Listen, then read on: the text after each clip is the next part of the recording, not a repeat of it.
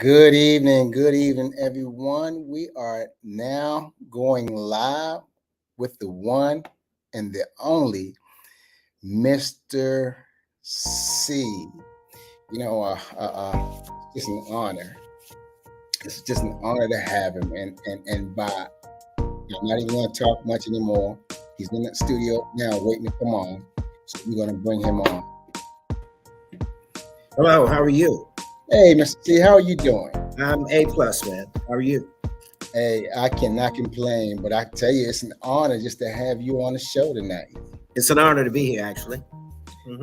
Well, thank you so much. Thank you so much. Now, you know what we're going to do? What we're going to do to start the show, sir, is we're going to travel back in the time. Oh, that's great. All right? That's great. So we're going to go back to, let's say, in the beginning. What are some of the things that you enjoyed doing growing up? Believe it or not, I was a puppeteer. When I was a young person, maybe 7 or 8 years old, I was fascinated with puppets, and I think that kind of propels me into show business because I made my own puppets. And back then, as you know, there was a white library and there was a black library. Mm-hmm. I used to do puppet shows at the black library, and the lady who was the white librarian heard about this little black kid that was doing puppet shows and invited me up to the white library, which is right on Church Circle, right there where the guy sells flowers now. And I ended up myself and one of my best friends, Richard, also, and I used to carry a little stage up there and do puppet shows for the white kids, even though the black kids couldn't go in there. I think that was kind of my start in show business and getting involved with music. I always loved music. Awesome. Was there anybody back then that you actually looked up to that kind of steered you in the direction of wanting to do music? Yeah, I loved, there was a lot of great entertainers, like Sam Cooke was one of them, and then of course, Otis Redding. I had a chance to meet Otis after I got into business. And of course, one of my best favorite all-time people, they used to call me Cal instead of Carroll, was James Brown. James Brown. Okay. James was a good friend. And of course, there was a good, close relationship with Aretha Franklin. Great woman who I'll always admire.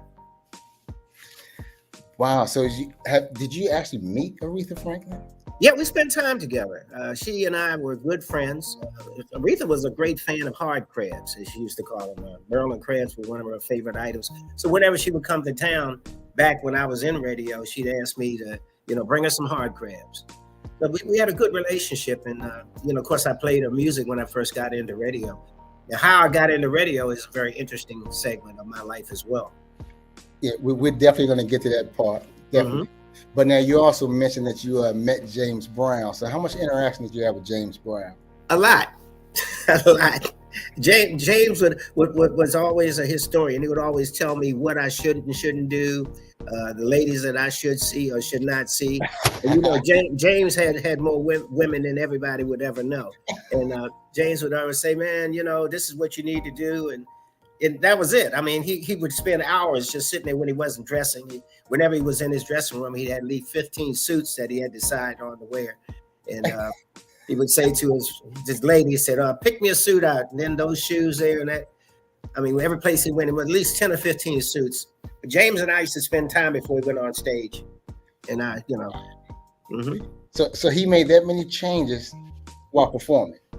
Oh, yeah. It was nothing for him to go out on stage. In fact, I created it when I was blessed enough to get on stage at Howard Theater and do acts. Myself and a couple other DJs, we do acts at the Howard Theater. And I stole his role, man. I mean, I would change clothes every act I'd introduce. While they were on, I'd go in the back and change. So if it was 4 acts, I had 4 different outfits on. But James would do the same thing. Wow. Yeah. Wow. Mm-hmm. Yeah. Wow. Well, look, I just want to briefly interrupt just for a second and to just let our viewers know that we're streaming live on Facebook, LinkedIn, YouTube, and Twitter. Now, if you're on YouTube, hit the subscribe button and start supporting the legend from the past. Okay, sir. Now back to you, Sarah. Okay. Now, so now you're growing up now. Okay. You go to college? Yeah, I got a scholarship to Penn State, the Negro National Scholarship Fund. I went to Penn State and I stayed there 3 years. I didn't like it there. There's a quick story I can tell you about Penn State. When I got there, I got a call from the lacrosse coach, Coach Steele. And he called me up and says, "Come over, I want to talk to you." I said, "What the heck does he want to talk to me about?" He said, "You're from Annapolis, Maryland. You know how to play lacrosse. Why don't you come out for the lacrosse team?" I said, "No." I said, "As far as I know, lacrosse is a game with a bunch of crazy white boys walking around beating each other up with sticks, and I'm not going to do that." He said, "But you play football, a little bit of football, a little bit of basketball, so you basically athletically able. So come on out for the team." So I went out for the team and ended up playing midfield up there for 1 year on the Penn State team. Played lacrosse. Didn't like it, especially after encountering Jim Brown. You know, Jim Brown was one of the greatest lacrosse players that's ever been made, and one of the most brutal lacrosse players that's ever played the game. Jim was awesome, man. When he was playing for Syracuse, he was an All-American lacrosse player. Mm-hmm. Wow. Now you said you played football too. Just a little bit. I didn't. I got beat up a lot at base because unfortunately, my mother was a teacher there, so I guess they figured, well, if he come out for the team, we gonna hurt him, and they did, but they didn't make me quit. I mean, scrub out, but eventually I said, "Oh, it's time for me to stop." But I went out, and but I made them respect me because they were not gonna break me. I'm just one of those individuals that's very determined about what I do, so I'm not gonna lose this battle. So now, what was your major in college? Psychology and sociology. My mother actually wanted me to become a lawyer. Mm-hmm. I thought I was interested because my father was a businessman, a bail bondsman, what have you. Mm-hmm. Said, "Oh, you need to be a lawyer." Nah, that wasn't for me. And when I got to Penn State, the first 3 years, and I only stayed there 3 years, which is another part of my story. Mm-hmm. The psychological evaluations that they give you at Penn State, very sophisticated, and said, "You're not designed to be, in that type of profession. You're more designed to be in music and entertainment." I said, "Oh, really?" But God didn't put me in that position right then. It just didn't tell me that's what it was. But eventually I started singing. I sang on the chapel meditation choir at Penn State. And I met a couple of people that you may remember, Roosevelt Greer. Mm-hmm. Moore were both champion football players when I went there. Mm-hmm. And Rosie and I started singing and entertaining at fraternities on the weekends. And so, then I thought, well, maybe this is another change that God's presenting to me. I want to be in a doo-wop group. So I wanted to be in a doo-wop group. And so we formed a doo-wop group at Penn State. But as things would have it, after 3 years, I didn't do well insofar as academic is concerned, and I had to leave there. And I eventually came back and went to Morgan State, and that was a fantastic education that I had and a great time as well. So I graduated from Morgan after a year and a half additional. Oh, okay. Mm-hmm. Morgan State, okay. Morgan State University, yep. So I have to ask you this now. You said you met Rosie Greer, right? Yep. All right, so that was in college. In college. Okay, now did you feel like he was going to move on to the next level? I guess God's always been whispering in my ear, Carroll. You need to do this and you need to do that.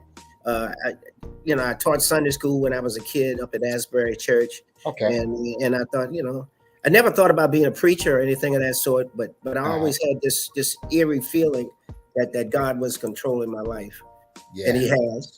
I try to be a Christian. Sometimes it's very difficult, very difficult. And I told a lady friend of mine, I said, "I'm going to give up cursing."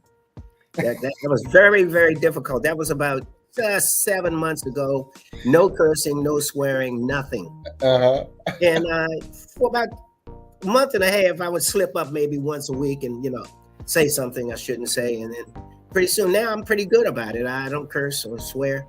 I mean, and I feel good about it. I feel there's a certain calming and purity about doing the right things. Yes, yes, Mhm. absolutely, absolutely. And look at you today. Now, all right, your major, what you majored in college, Sociology and psychology. and had nothing to do with music. Nothing, nothing Not, whatsoever. No. When I graduated from uh-huh. college, um, they tried to recruit me to do something I really didn't want to do with an agency that I can't mention. Okay. So I eventually became a probation officer and then a social worker. And then while I was a social worker, the famous WOL, which was one of the greatest R&B stations in the country, started in Washington, D.C. I was working at that time. I had penetrated the world of radio, and down there with my good friend Hoppy Adams, who got me started in radio. Mm-hmm. And eventually, under certain circumstances, I left WANN Uh-huh. after a disagreement. Um, and then, all of a sudden there was WOL, and with all these great jocks, and I used to drive in my car all the way up Route 50 because it was an AM station with a limited sound.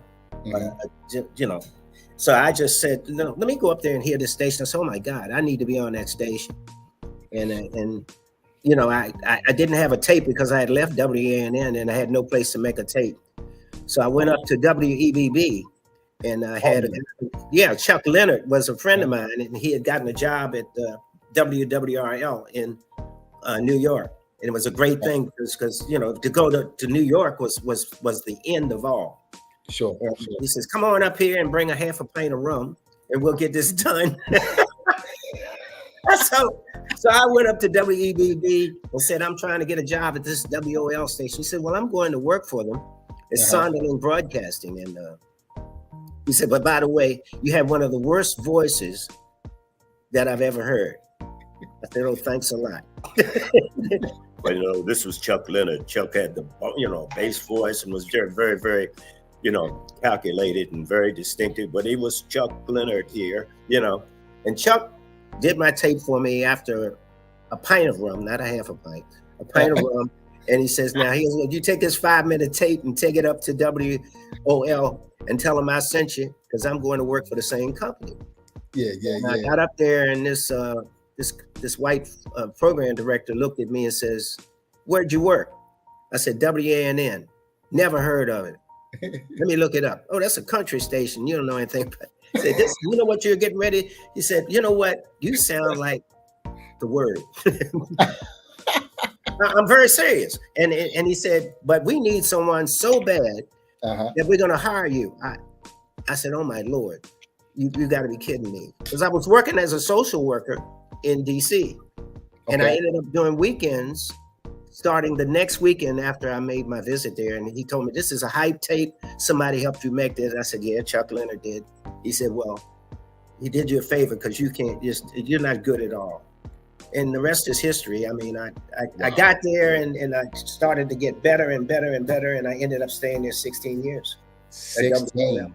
16 years, yeah. So now WEBB, was that a station created by James Brown? Exactly. It was a James Brown. It wasn't a James Brown station when Chuck Leonard was there. James bought the station a little later on.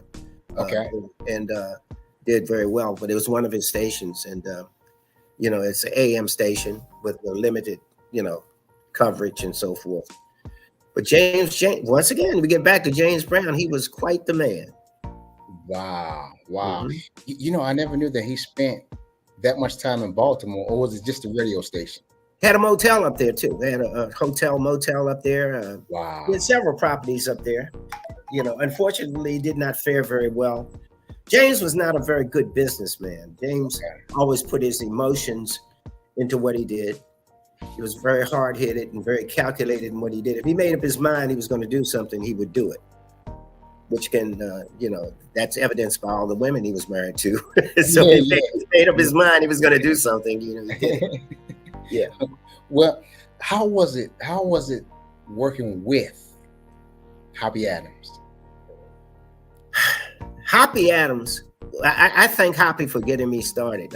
Hoppy always used to tell me, Brother Hynson, you're not going to make it. You're not going to make it. You'll never be as great as I am.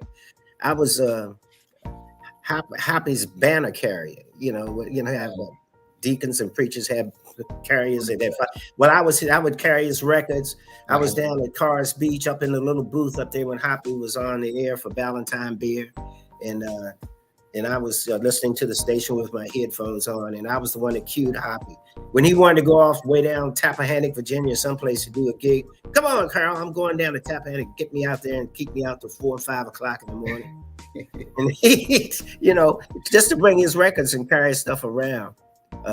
Yeah. But one of the greatest things I did happen to me, other than me having to leave WNNN, was Hoppy went up and met Ike and Tina Turner at this hotel up in DC, and I never will forget Tina sitting on the bed, looking very quiet and looking at Ike like he was, just ever.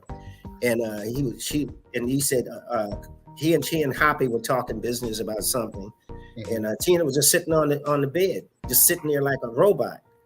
I said, "Oh my Lord!" At that time, I had no idea what the structure of their relationship was. I mean, everybody knows about Ike and Tina now, so absolutely, a lot of great experiences, man. God's been good to me. Yes. I can see that. I can see that now.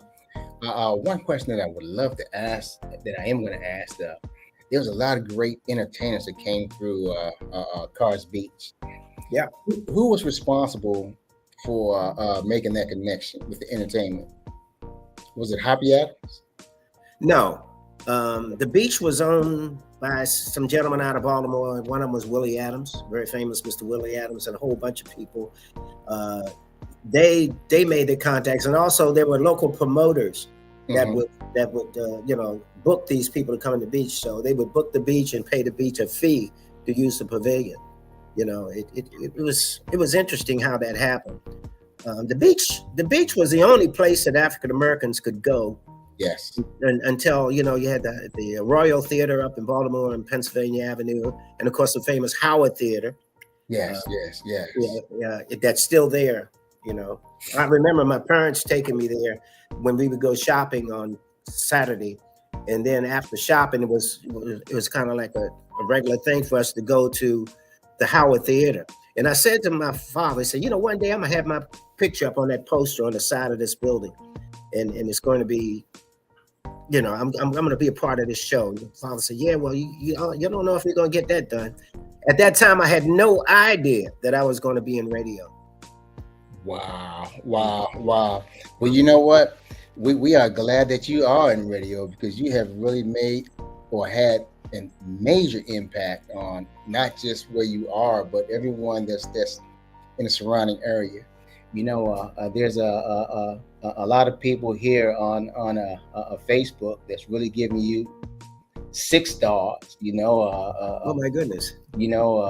Kim Glass Hutnight, Elder Charles James, Kim Jones, Jeannie Day, Terry Holland. As I said earlier, it's just an honor. But we're gonna move forward. Before we get to WHUR. What can you tell us about Image Power Incorporated?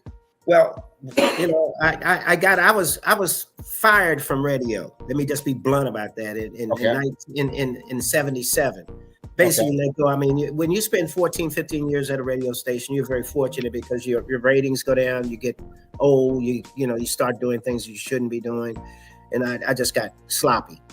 And I got out of radio and said, "Oh my Lord, what am I going to do?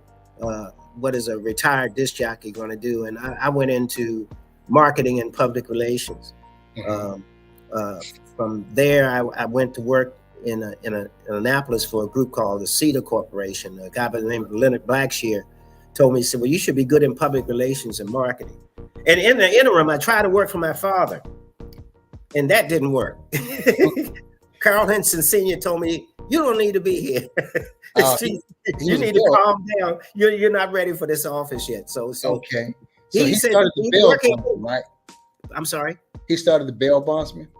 Yeah, he was a bail bondsman. He was the first African-American bail bondsman starting in 1942. And he was the only one for many years. A lot of people thought that my father was someone that worked for Carroll Hynson, because whenever he would go to bail a white person out of jail, he said, "You here for Hynson?" My father would say, "Yeah, I'm here for Hynson." So he very successful in bail bonding business. But I did not do well working for him, and he loved me, but he made me think about what else I could do. So I went to Leonard, and I worked down there part-time as a public relations. From there, I went to Providence Hospital in Baltimore as a vice president, well, eventually director, but then vice president of public relations and research. It was kind of interesting, but I knew then that I'm not going to stay here that long. Became vice president of that hospital for 3 years, and then I was recruited by the governor of Maryland to come to BWI, where I became the first African American marketing director for Baltimore Washington International Airport. That was when Baltimore BWI was changed from Friendship to BWI. Okay. And my main purpose of getting that job was to get more people to use it as a regional airport, because everybody says, we're flying to Baltimore. No, you're flying to Baltimore, Washington International. So I travel all over the country, to Europe and every place, promoting BWI as the first African American in that department of transportation. Wow. From there, here's a good story for you. From there, I was recruited. The Black Caucus said that the Maryland Lottery is not doing very well when it comes to African Americans having machines. Mm-hmm. And we want to get more machines. And the only way we're going to get machines, we're going to have somebody there who's capable of getting them in. And we got to have more diversity there. There were no African Americans in any position there. So I became the only one in the state that was qualified to get a job there. So I became director of sales for the secretary director of sales for the Maryland Lottery. And I worked there from the 80s until 1997. Then I retired from the state in 97 and came back again trying to work for my father. By that time, he's about ready to retire. He died in 1994 when I was still working at the lottery, and so I kind of coasted with his business and didn't like the bail bonding business at all. It wasn't. I'm too much of a softie when it comes to people. I feel sorry for people. Got you. Anybody in Annapolis will know that I try to be generous within reason, and and contribute to good worthy causes. But so in 2009, fast forward, they decided they were going to bring gaming to the state of Maryland, slot machine operations and casinos, and I applied for it and got my license as a minority vendor and opened up the company called Image Power. In 2009, Mm-hmm. Okay. Now, what is Image Power all about? Image Power is a minority business enterprise, which we are a gaming company. We have 23 employees. We do coverages of all the casinos in Maryland. At one time, we had Maryland Live. We designed and also set up the floor at Maryland Live. We also had all of the technicians at Ocean Downs and Perryville, and those contracts both ended. We currently also have all of the machines in the particular locations for the VFWs, American Legions, and Fleet Reserves in Maryland. And we have 9 casinos that we service in New York State. So it just shows we're getting busy, and I just want to put out a bullet point here that gaming business needs more minority participation. It is a very limited, very isolated participation for African Americans. And I'd like to see more of us in there. Right now, we're the only one, pretty much one of the only few on the East Coast. As I get older, in quotes, I just would hope and pray that someone is looking forward to getting involved in that business. But it's a very isolated business. It's some of the guys that are not African American have been in this business since they were 17, 18 years old. And they're not going to give it up very easily. But there are opportunities for it. So there is one of the guests asked, how do you get in? How do you get in the gaming business? Well, getting in is you got to start from the bottom. I have an intern who's been working for me for the last and he'll probably be angry with me because I mentioned his name, but his name is Alan Smith. And Okay. he's a great kid. He's been with me since he was in 11th grade at Annapolis High School.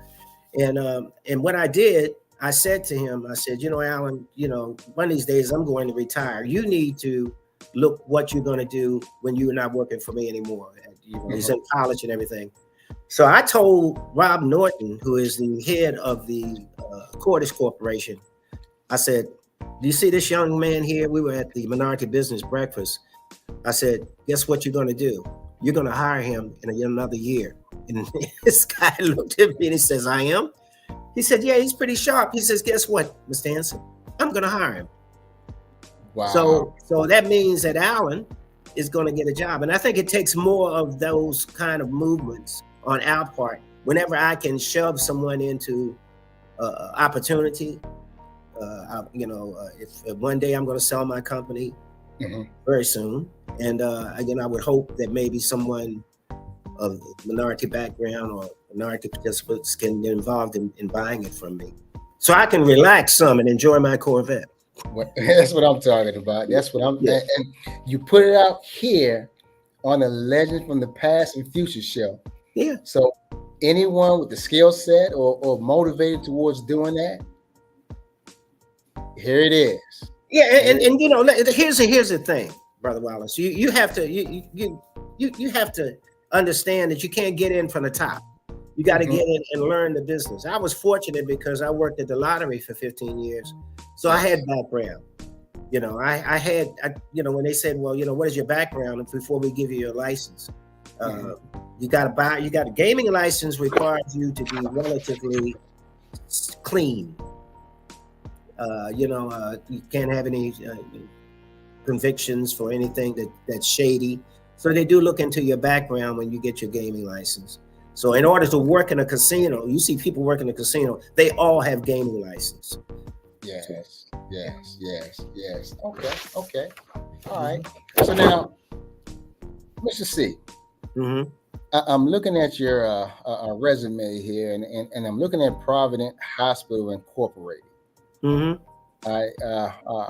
Public relations and media and marketing. Is that what you did with the hospital?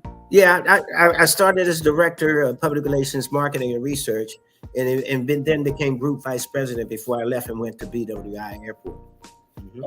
Okay. Now, you did work on WRC TV 4. Yeah, while I was working at WOL, I ended up doing a show called The C Thing on Channel 4, 4 o'clock on Saturdays, and I kept that show for 3 years. And we interviewed people like Bill Cosby, everybody imaginable, Otis Redding. We had anybody that came to Washington, D.C. to do a show, we would get them to come up and record us for the Saturday show. So we would, like while they were waiting to go on stage, maybe a Saturday night, they would come up to WRC and we would record them. They would do a little skit or something, and we'd interview them. And so we had top talent, on that show. I mean, it was really great. And as God would put it, we always try to look out for folks. I even had the Asbury Church Choir on there one time with me. I said, I'm going to look out for my homeboys and ladies. Yes. I will never, ever, ever forget Annapolis. And here's another fact for you. I'm not a native Annapolitan. What? No. Here's the reason I'm not, and this is a fact. The reason is when my mother was ready to have me, she could not go to the hospital here in Annapolis. And so my father had to take her over to the hospital in DC, Freedman's Hospital, which is Howard University Hospital now. So I was born in Washington, D.C. for 3 days. And then my mother, of course, and then women now have children and they stay in the hospital 1 day and come home.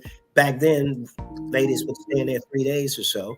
And And so I'm a Washingtonian. So on my birth certificate, I'm a Washingtonian. So when I tell people, they say I'm shocked. No, don't be shocked. It's a fact of life. You know what I mean? Okay, so now I know that you had mentioned this earlier. One of the our guests' question was, so what was your degree in? Sociology with a minor in psychology. Yeah, All right, yeah, all right. yeah. So now, Funny. The only thing I ever did was a social worker and a probation officer, which I did not lack, and I only did that for a while. And once I got out of the last job I had was a social worker in DC, and then as soon as I got full time in radio, I stopped doing that, obviously. So, wow, wow, wow. Well, we have a new team member, that's coming on, and she did she got some. I think her degree was in sociology and psychology. mm-hmm. So I tell you, that's a very Now you have to have a master's degree. My oldest daughter has is a sociologist. She works in the Department of Sociology for the state of Maryland. Yeah. Mm-hmm. okay. So now let's go forward to WHUR 96.3. How did you become affiliated or connected with WHUR? 24 years ago, Jim Watkins, who was the general manager of WHUR, said, Mr. C, why don't you come back and get back in radio? That was 23, 24 years ago. I said, man, I don't think I want to do that anymore. I mean, people are sounding young and not. He said, yeah, but you can play some of those hits that you used to play back in the day.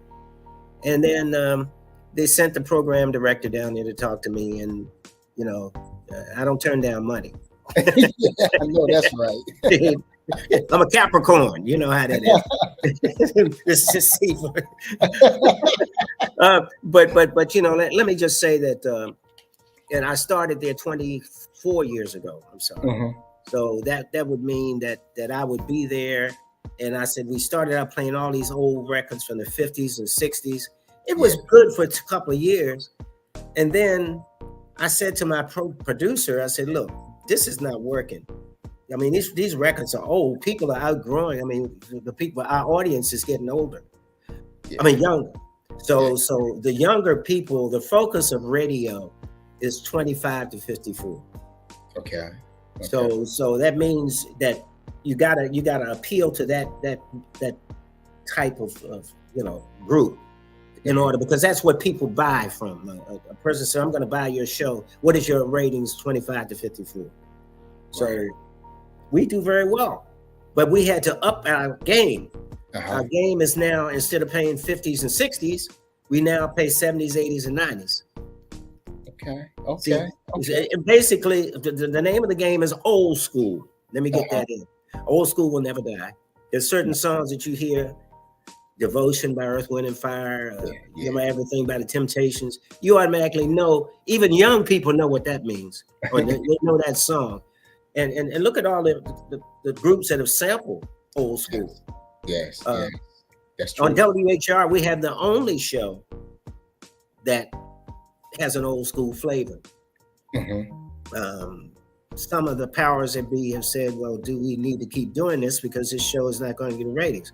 Bingo, how wrong they were. Wow. So we found out that people are out there, a good, strong audience, both black and white, Asian, you name it, loves our show. And so we have been right at the top of the hill for maybe the last 15 years. And it seems to be even growing more, as we continue. I love doing radio. So it's a pleasure for me to get in my car and drive, even though I have a studio here in my home, that we could broadcast from here rather than me go to DC. I like going to DC because it's early Saturday morning. I get up there and get a cup of green hot tea and sit back and relax and eat a muffin, and I'm ready to go by the time my producer gets there, So it's just fantastic. And God bless everybody who's been supporting me and listening to me, man. It just makes me feel so good. And and by the way, we're doing Valentine's Soul Jam at the Constitution Hall. We have done at least 8 of those. We stopped doing the COVID, but now they're back doing it. We're going to be doing one in the middle of February, featuring the Stylistics, the Manhattans, just Heat Wave, Intruders. So we get to MC a lot of shows, and we get good turnouts. So we love that.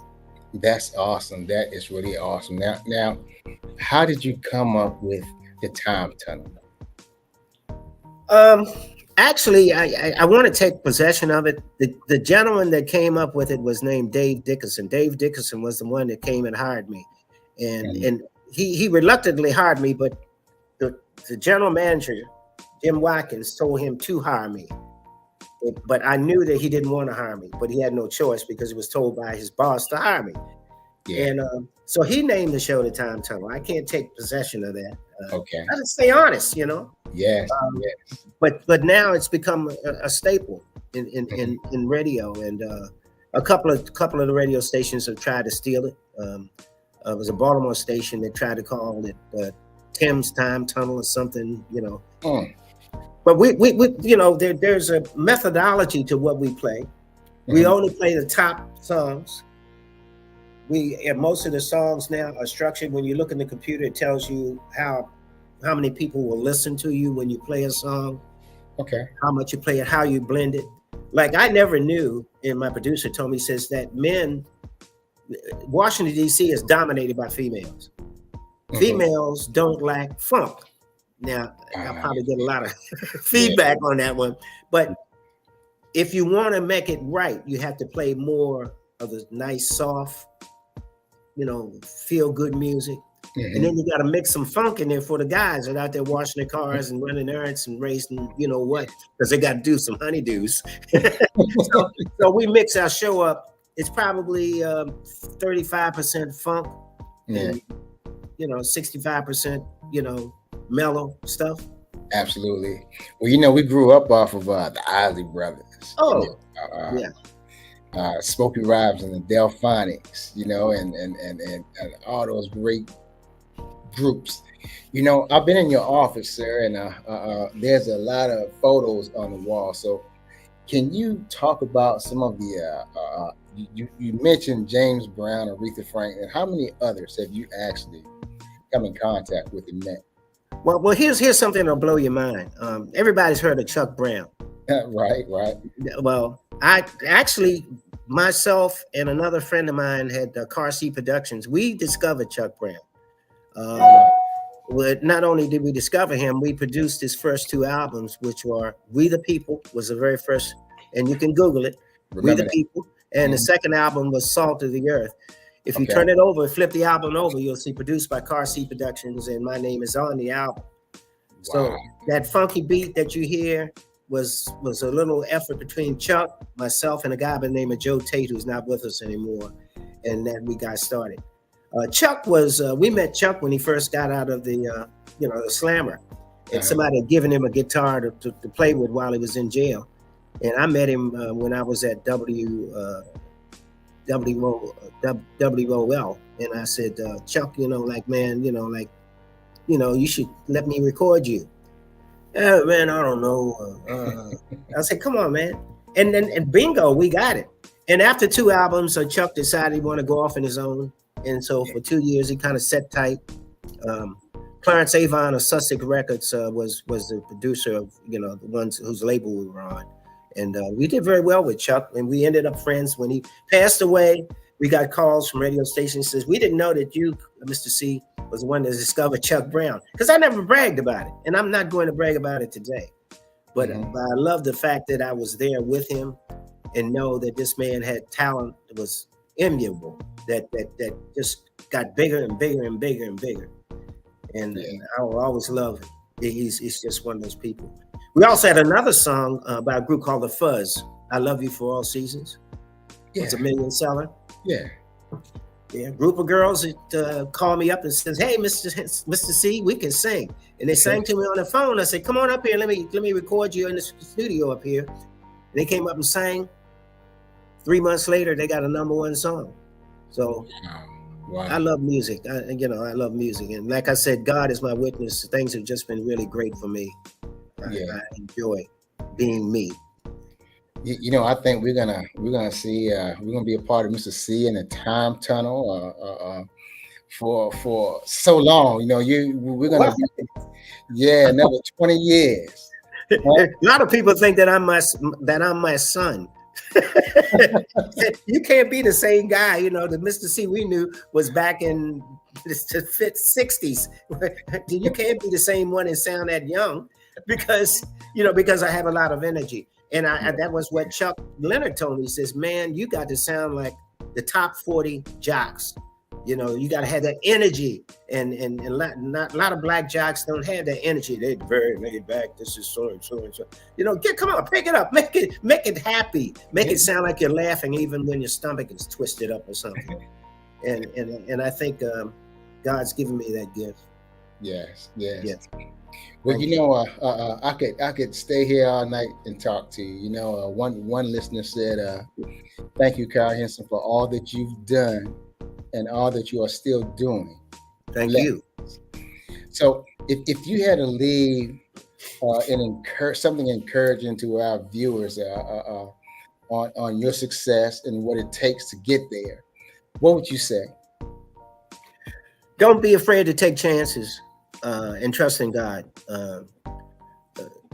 You can, if you follow, you know, what God puts you in, you'll succeed. And don't feel bad about being generous.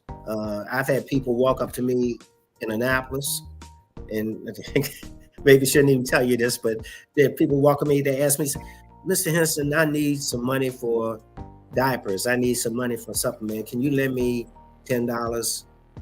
I'll give it back to you. I know in my heart that I'm not going to get that back, but in generosity, and I have to tell my office people, look, don't let anybody else in this office that I don't know, because you know people will come in, and so it got to a point where people were just coming in, and so we had to cut back on that. But I try to tithe in my church. I belong to Fresh Start Church with Bishop Coates, Apostle Coates, excuse me. Awesome. And I'm very active in the church, and I love going. I very rarely miss going to church. I meditate daily. I read my Bible daily, and I just trust in God, and that's where success comes from. And my health is good, I think. So you work out? Yes. I do the elliptical 3 to 4 days a week for 1.25 miles, and I lift weights. Wow. You know, I'm going to come down to Annapolis one day and work out with you. Well, okay. Well, we can do that. Yeah. And just don't embarrass me too badly, though. No. Look, I need to say that to you. Don't embarrass me too bad. No, it's so good. I have to tell you, that was Purse Lane that said, "Thank you, Carroll Hynson, for all that you've done and all that you're still doing." And another viewer, Ron McGee, he said, "My old neighbor on the Arundel on the Bay." Oh, pork chop. chop. Yeah, Ron Minor, what a great person. There's a story right there that you might want to have him on your show. He's got a story that you cannot believe. Just a great individual. Okay, I'm going to write that down. Yeah, Ronald Minor. If you get in contact with me, I can connect you up. I think he has a very, very interesting story. About, you know, how people with kidney problems and so forth. You know, he's very, very good with his story. Okay. Well, you know, I want to thank you. I want to thank you for being on the show. You know, it's been a pleasure and an honor, and so much has been learned from you today, or tonight rather. And I thank you, sir. I thank you, and I can tell you that a lot of things I've said on this show are things that I've never said publicly. So there are some things that I mentioned that I'm not ashamed of them, but I'm also very proud of them. And, you know, if I can help somebody along the way, then everything is done good. You know what I mean? Yeah. That's the way it is. Yes. Take care. You look like your father, by the way. Oh, well, thank you. We'll keep that between us. Well, you know, I'm looking forward to having you again in the near future. All right. God bless you. Bless you too. See you, brother. And to the viewers out there, thank you for watching. We have a lot coming up in the near future. You are the best. You know, I have to stress that you are the best, each week. Our numbers are consistently going up, and we attribute that to you.